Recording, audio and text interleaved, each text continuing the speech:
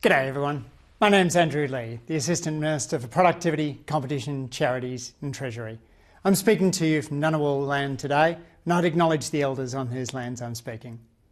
Thanks so much for the chance to say a few words at the inaugural LGBTQ Economists and Allies in Asia Pacific Summit. Economists are trained to respect marginal change, but I've got to say, this gathering feels closer to a leap. I'm recording this message from Canberra, a city that tells an important story about modern Australia. According to the last census, 1.9% of couples in the Australian Capital Territory are same-sex couples, well above the national average of 1.4%. Anytime you'd like to visit and check out our rainbow roundabout, you can be assured of a warm Canberra welcome.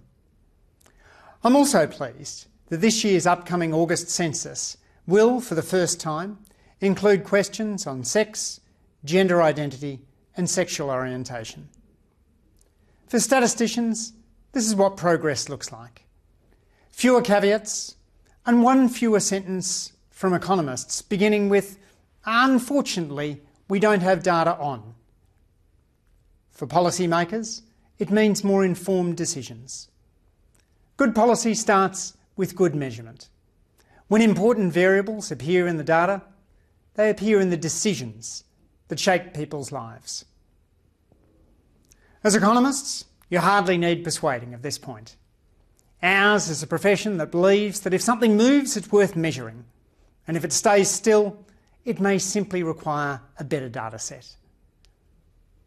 Australia's National Action Plan for the health and well-being of LGBTIQA+ people rests on exactly this logic. Its vision is straightforward, that LGBTIQA+ people achieve equitable health and well-being outcomes with access to safe, respectful, high-quality and inclusive services. A core principle of the plan is evidence-based continuous improvement, recognising that durable progress depends on reliable data and careful evaluation. And among its key priorities is improving the collection and use of data so that policy and planning are genuinely informed by evidence. This is policy making with the lights on, and ideally with Stata humming. My own interest in such questions goes back some time.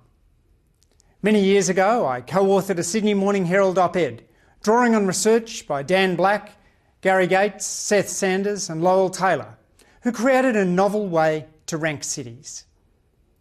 They argued that cities with a larger gay population often signal places rich in amenities, environments where creativity and openness flourish.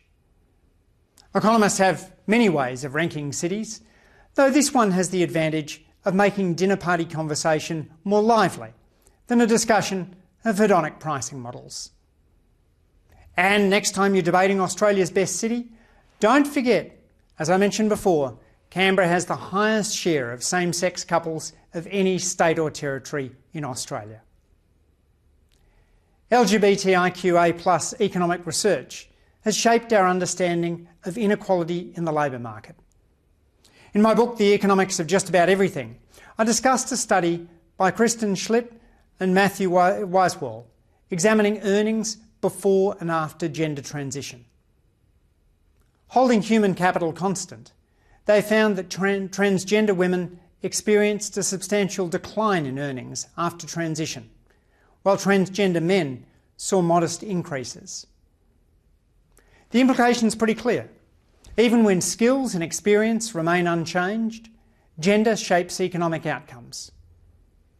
For economists, this offers a reminder that markets operate within social institutions. Norms matter, expectations matter, discrimination matters. Without good data, these forces remain harder to identify and harder to address. That's why the forthcoming census carries such significance. Better measurement will give researchers and policymakers a clearer picture of Australia, enabling decisions grounded in evidence rather than conjecture. Put simply, evidence-based policy starts with evidence. This commitment to evidence carries particular weight in an era when misinformation spreads quickly and public debate can drift away from verifiable facts. Good data won't eliminate disagreement. Economists demonstrate that daily. Yet it proves a shared starting point for serious analysis and thoughtful policy. The LEAP Summit embodies that same spirit. By bringing together researchers, policymakers and community leaders from across the Asia-Pacific, you're strengthening the intellectual foundations that inclusive societies rely upon. The program reflects an admirable breadth, from frontier economic research on sexual orientation and gender identity to practical conversations about what communities most need from researchers, to multidisciplinary discussions on how institutions respond when inclusion is tested. My particular thanks to the LEAP executive team, Corinna Saxby, Patrick Devastian, Jan Kabatek, Victor Soho Monzon, Andrew Clark and Ellie Pepper, for designing a gathering that connects rigorous scholarship with real-world impact. Economic research plays a distinctive role here. Across these sessions runs a shared commitment to understanding inequality with greater precision, improving data, refining methods, asking better questions about how workplaces, health systems and social institutions shape opportunity. The focus on early career scholars and mentoring is especially encouraging, since the strength of any research field depends on the generation that follows. Just as importantly, the presence of community advocates alongside empirical researchers signals a healthy discipline, one that listens and measures, one that recognises the people behind the numbers. The Asia-Pacific is extraordinarily diverse, with countries at very different stages in recognising and supporting LGBTQIA+ communities. That diversity is mirrored in a conference that spans disciplines, geographies and career stages, creating the conditions for ideas to circulate more freely. Collaboration across borders therefore becomes both useful and necessary. When evidence travels, progress sometimes travels with it, and it can do even faster than a referee report. Let me close with a simple proposition. Better data leads to better understanding. Better understanding leads to better policy. Better policy leads to better lives. Australia's journey towards equality has taken many forms. Mardi Gras helped expand visibility. Anti-discrimination protections strengthened fairness. Marriage equality affirmed dignity.